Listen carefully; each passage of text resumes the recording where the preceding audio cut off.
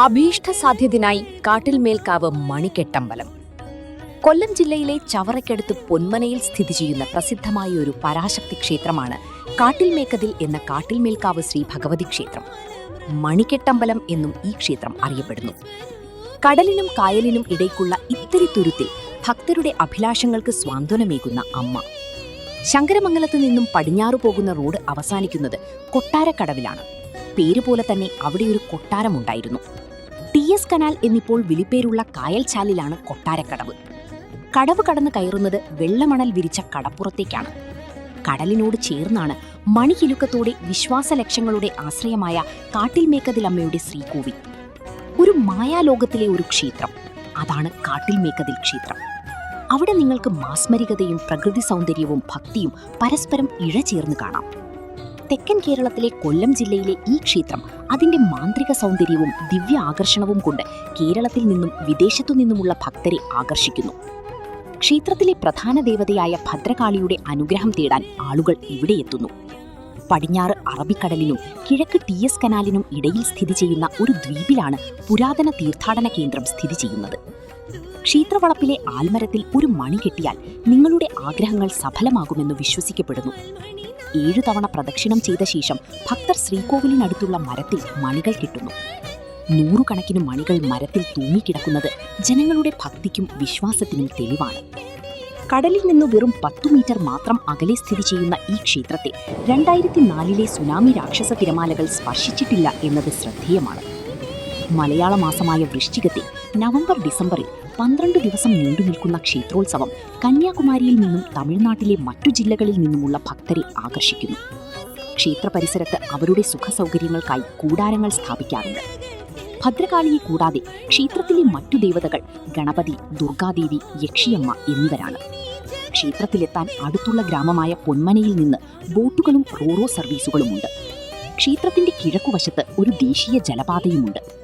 ഈ ക്ഷേത്രത്തിലെത്താൻ ആളുകൾക്ക് ആലപ്പുഴയിൽ നിന്നോ കൊല്ലത്തു നിന്നോ ഒരു ബോട്ടിലൂടെയും വരാം. കായലിനും കടലിനും ഇടയിലായി സ്ഥിതി ചെയ്യുന്ന അപൂർവം ഭദ്രകാളി ക്ഷേത്രങ്ങളിൽ ഒന്നാണിത്. കേട്ടുകേൾവിയോ വിശ്വാസങ്ങളോ അല്ല കാട്ടിലമ്മയുടെ തിരുസന്നിധിയെ ഐതിഹ്യങ്ങളുമായി അടുപ്പിക്കുന്നത്. തെളിവു കാണും. ഐതിഹ്യങ്ങളിൽ കിണറുകളെക്കുറിച്ച് പറയുന്നുണ്ട്. ആ കിണറുകളും ഇവിടെയുണ്ട്. ശാസ്ത്രത്തിനും അത്ഭുതമാണ് ഈ കിണർ. കടലിന്റെ കിലോമീറ്ററുകളോളം അകലത്തിൽ കിണറുകളിലെ ജലത്തിൽ ഉപ്പുരസം കാണും. എന്നാൽ 10 മീറ്റർ അകലെയുള്ള ഈ കിണറ്റിൽ ഉപ്പുരസമില്ല, തെളിഞ്ഞ വെള്ളം മാത്രം.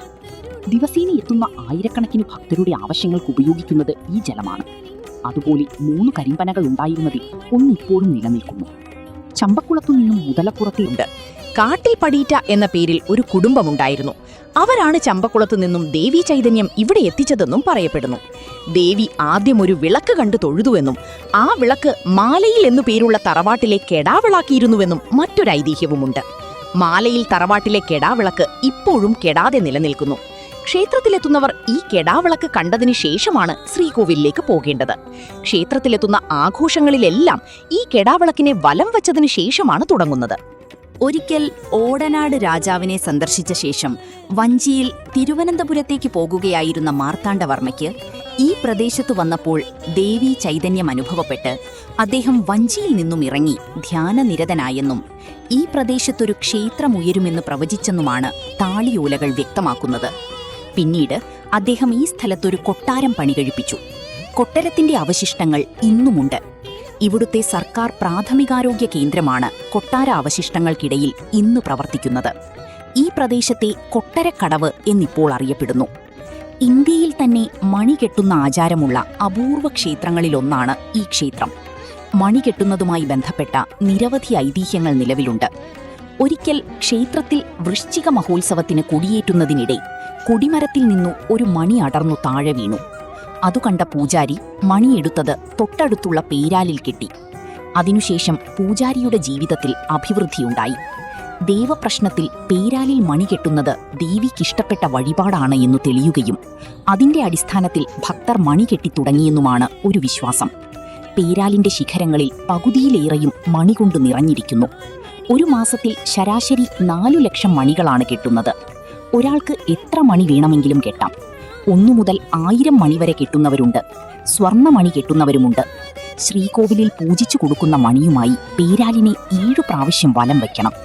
അതിനുശേഷമാണ് മണി കെട്ടുന്നത്. ഒരിക്കൽ കെട്ടുന്ന മണി പിന്നീട് അഴിച്ചെടുക്കാറില്ല. വർഷത്തിൽ 12 ദിവസം കാട്ടിലമ്മയുടെ തിരുനടയിൽ കുടിലുകെട്ടു താമസിക്കാൻ എത്തുന്നവരുമുണ്ട്. കട്ടിലെ ഉത്സവകാലത്താണ് ഈ താമസത്തിന്.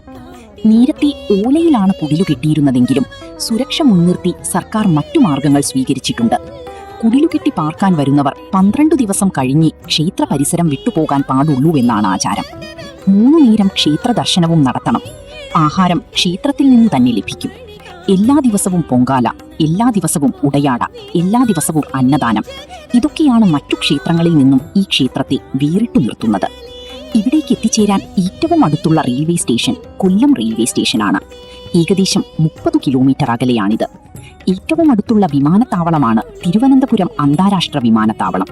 ഏകദേശം 100 കിലോമീറ്റർ അകലെയാണ്. കൂടുതൽ വിവരങ്ങൾക്ക് ജില്ലാ ടൂറിസം പ്രൊമോഷൻ കൗൺസിലുമായി ബന്ധപ്പെടുക. Phone number 914742745565.